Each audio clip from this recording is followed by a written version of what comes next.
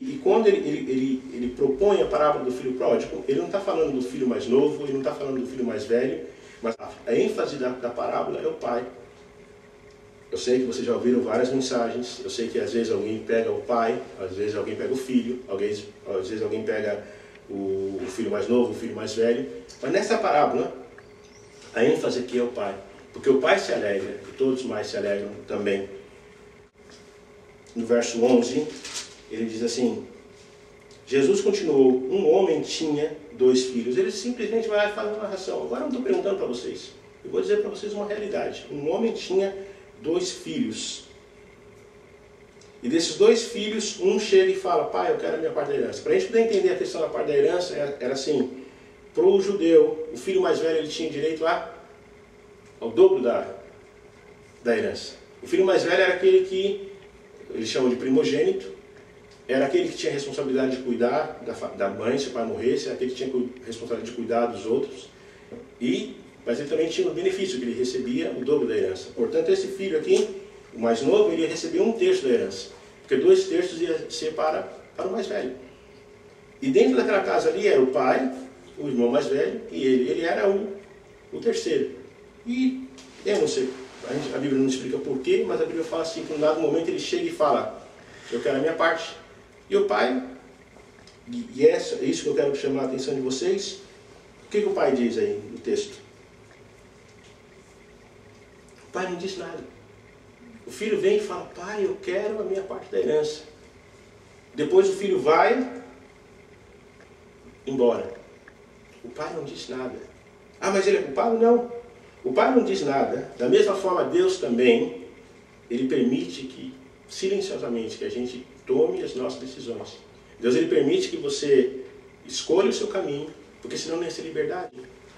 Ele vai te alertar, ele vai dizer, mas você vai dar conta. A Bíblia diz assim que cada um dará conta de si diante de Deus. Mas tenha consciência disso. Você é livre para escolher, mas você não é livre para fugir das consequências das suas escolhas.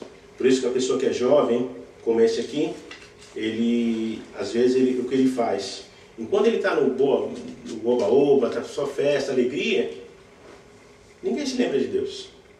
Enquanto você está lá achando que está tudo bem, ninguém se lembra de Deus. No dia que ele vai passar por um problema, aí as pessoas se lembram de Deus e falam que Deus é mau. Deus castigou, agora Deus, mas não. Deus, o sofrimento no final, a culpa é de quem? Enquanto tu está em festa, a gente nem se lembra de Deus. Mas quando, porém, a gente passa a encontrar os problemas, a culpa é de Deus. Vamos ver o que aconteceu aqui com esse jovem, porque ele estava lá vivendo dissolutamente e com certeza ele não estava se lembrando da casa do Pai, ele não estava se lembrando da casa de Deus.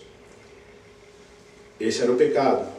Vivia na casa do Pai, vivia sob o controle do Pai, vivia sobre as regras do Pai. Mas agora, como a canção que a gente cantou, eu quero ser independente, eu quero cuidar da minha vida, eu quero cuidar do meu nariz, eu quero poder resolver as coisas do jeito que eu quero e eu não quero ninguém mandando em mim. Sai da casa do Pai e vive dissolutamente. Verso 14, ele diz assim, depois de ter consumido tudo, sobreveio àquele país uma grande fome e ele começou a passar necessidade. Então, ele foi e se agregou a um dos cidadãos daquela terra e este o mandou para seus campos para guardar porcos. Ali desejava ele fartar-se com as alfarrobas que os porcos comiam, mas ninguém lhe dava nada. Olha que situação que esse rapaz ele se encontrou. Ele foi lá, gastou todo o dinheiro, fazia festa, fazia farra, tinha vários amigos e de repente agora a Bíblia diz assim que ele gastou tudo. Mas não só gastou tudo, a coisa ficou preta. É como muitos brasileiros que estão aqui agora que veio a crise, perdeu o emprego, tendo documento ou não tendo documento, aqui é terrível. E você sendo um estrangeiro numa terra que não é sua, longe da casa do pai, longe dos amigos nossos, longe dos nossos parentes, tudo é mais difícil. Aqui você não vai achar pessoas que vão te ajudar facilmente, pessoas que vão te apoiar. A Bíblia usa um termo aqui, quando ele se aproxima, ele tentou se escorar no camarada, e o camarada não queria ajudar ele. E por fim o camarada falou, bom, vou dar para ele um trabalho que vai ser cuidar dos porcos, que era, vamos dizer assim, a pior situação que um judeu poderia passar. trabalhar com porco, sendo que eles achavam o porco repugnante. A fome naquele país era tanta que nem a comida do porco podia dar para ele. Porque se a pessoa quisesse ter o porco para comer, ele tinha que racionar a comida do porco. E a Bíblia diz assim que ele queria comer a comida do porco. Se você olhar assim, mas ele dava comida para o porco e de repente ele ganhava um salário, talvez ele ganhava um salário. Mas o salário dele não era suficiente. A Bíblia diz assim, ele queria encher a barriga dele. E agora ele quer comer a comida do porco, mas nem a comida do porco o pessoal quer dar para ele. Assim também a gente se afasta de Deus. A Bíblia tem tantos exemplos. A Bíblia tem exemplo lá de Amós, que ele diz assim que a pessoa não tem alegria. Ela pode juntar dinheiro, a Bíblia diz assim que é como se fosse um saco de terra furado, como se o seu bolso estivesse furado. Você põe dinheiro no bolso, faz, e nada acontece. A Bíblia diz assim que Davi, ele estava lá feliz da vida, contente, porque ele conseguia conquistas e tudo mais, só que a Bíblia diz assim que ele sentia os ossos dele como secando. Por quê? Porque ele estava longe de Deus. Longe da casa do Pai, você pode passar um momento de alegria, mas quando chegar um momento de tristeza, um momento de contrição, você vai ter duas opções. Você pode culpar Deus, ou você pode simplesmente lembrar o que Deus pode fazer por você. Nesse caso aqui, o rapaz, ele lembrou de Deus. Ao invés de ele dizer assim, não, Deus é o culpado, ou meu pai é o culpado, no verso 17 ele diz assim, então, caindo em si, disse, quantos trabalhadores do meu pai têm pão com fartura, e eu aqui morrendo de fome? Levantar-me-ei, irei ter com meu pai, e lhe direi, pai, pequei contra o céu diante de ti, já não sou mais digno de ser chamado teu filho, trata-me como um dos teus trabalhadores. Que nós somos exatamente como esse filho aqui. Às vezes a gente vai lá, lembra, puxa, Deus está me castigando, a mão de Deus está pesando sobre mim. Mas por outro lado, principalmente os homens, as mulheres não sei como é, mas os homens têm um plano B. Esse jovem aqui, a Bíblia não diz isso, a maioria dos comentadores não falam, mas eu particularmente, quando eu vejo o texto que ele usou, ele diz assim, ele usou a mesma expressão que o faraó usou com Moisés, quando veio a praga dos gafanhotos, que era a oitava praga lá de Israel, lá em Êxodo 10 a gente vê isso. Ele usa a mesma expressão que fala assim, então o faraó mandou apressadamente chamar Moisés e Arão, e lhes disse, pequei contra o Senhor, vosso Deus, e contra vós.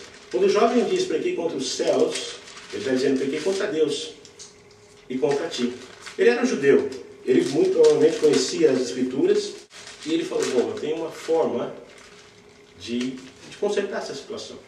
Porque na realidade era assim, ele lembrou da comida que os servos comiam na casa do pai. Ele não acreditava no perdão do pai, ele não acreditava no amor do pai, ele simplesmente acreditava assim, bom, para mim é chegar no meu pai, para mim poder pedir aquele emprego para o meu pai, para mim poder sair dessa situação, eu vou ter que pedir desculpa para ele.